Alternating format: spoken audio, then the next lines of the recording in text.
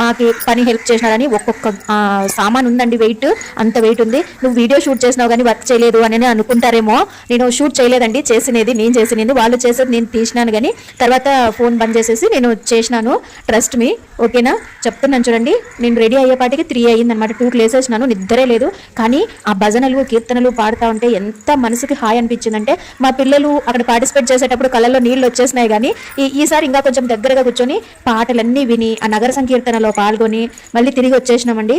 చుట్టూ చూసినారా, గమనించినారా? నిర్మానుషంగా చీకటిగా ఉంది. మేము లేచి అక్కడ 5కి స్టార్ట్ అవుతుందంట. మేము లేవడము 2కి లేచేసినాను, 3కి ఇద్దరు రెడీ అయినాము.